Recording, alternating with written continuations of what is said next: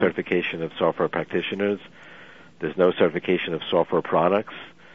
And when a new problem arises, as some new type of software pathogen, a software virus or worm, very often the solution is available in hours, or certainly no more than a day or two. We need to develop that kind of a responsive system. But the sort of self-organizing technological immune system that we've evolved, with human help at this point, has been working pretty well. Okay. Yeah, great. That's very clear.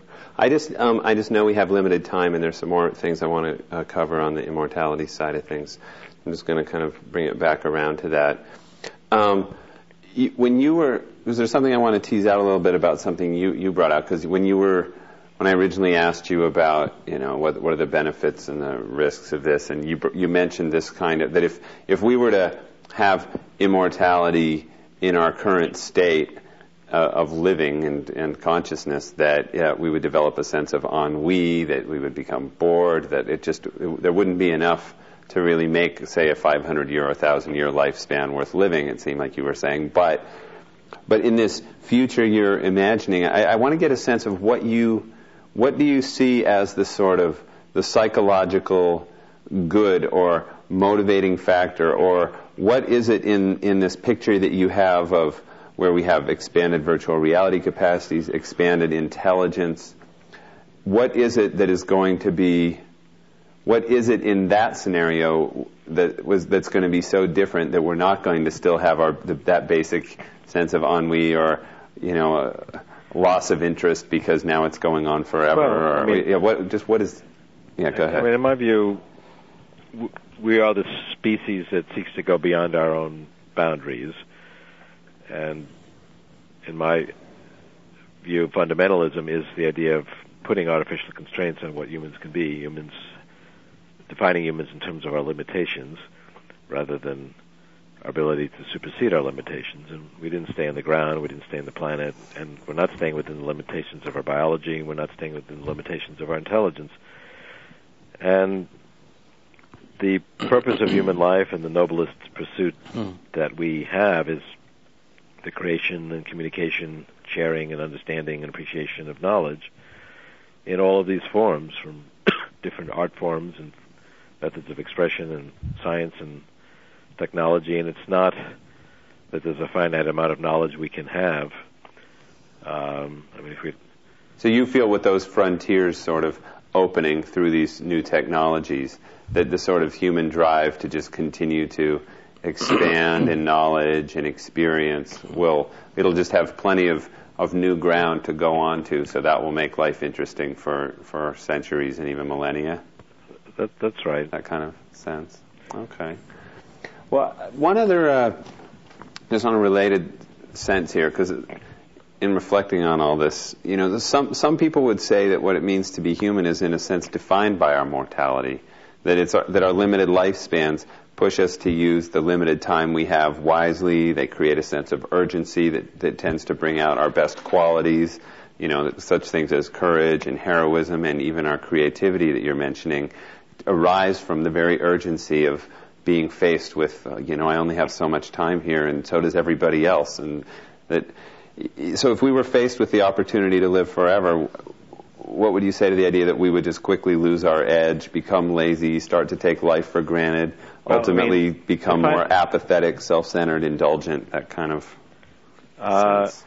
I think defining meaning in terms of death, that death gives life meaning, is to define us in terms of our limitations. In my mind, what's noble is the pursuit of knowledge, as I mentioned, and that's going to expand through this exponential process underlying the law of accelerating returns, and that's really the future of human life. If you see human beings as no different than a peach on a tree that grows old and falls and dies, then that view has merit. But there is something unique after all about humans. It's been said many times that science has sort of thrown humanity off our pedestal of uniqueness and centrality. We discovered that the universe didn't revolve around the Earth, and that human beings were not anointed directly by God, and that we were evolved from worms, and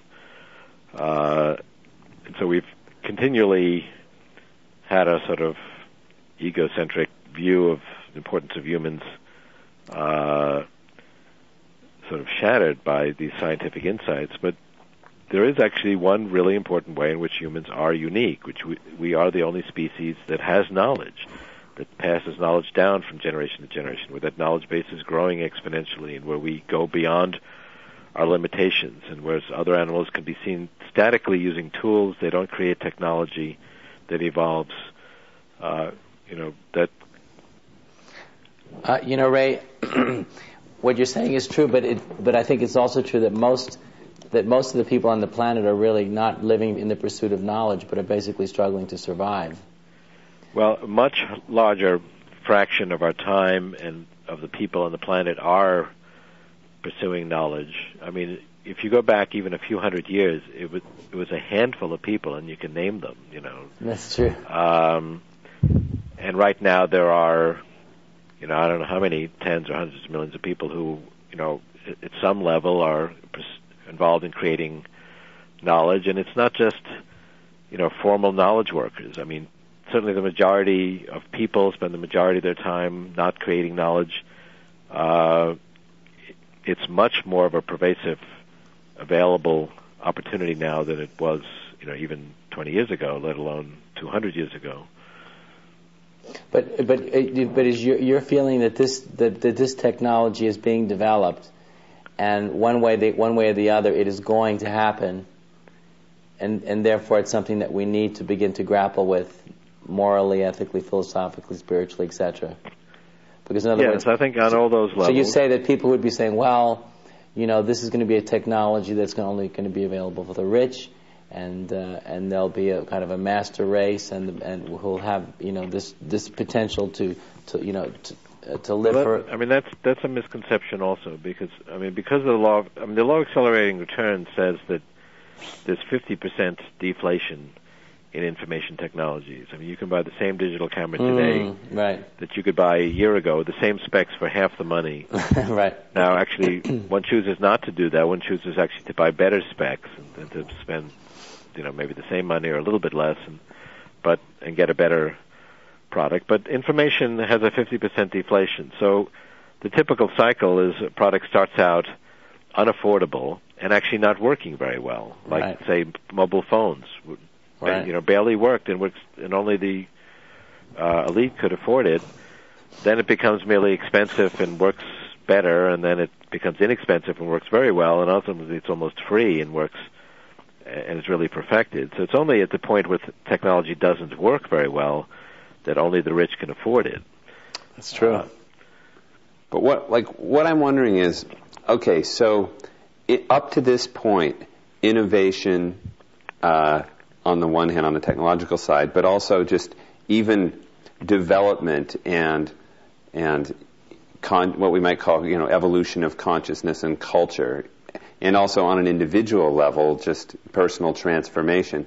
All of these things tend to be driven by pressures, by stresses in the environment, by challenges that need to be met, which pushes us to reach further, dig deeper, create, innovate, etc. Even this whole rush for life extension is being driven by the stress of imminent death. Now, I'm just thinking far enough into the future with the kinds of technological changes you're talking about, and ultimately radical life extension as well.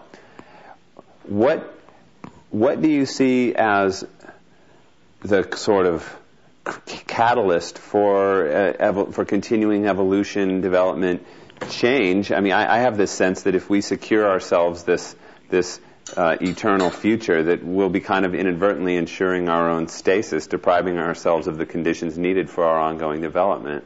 Well, already we can see that's not the case. The Luddites worried about that. They said, gee, one person can do the work of 12 with these machines, and so more than 90% of the people are going to lose their jobs. But people actually then didn't just want one shirt; they wanted a whole wardrobe, and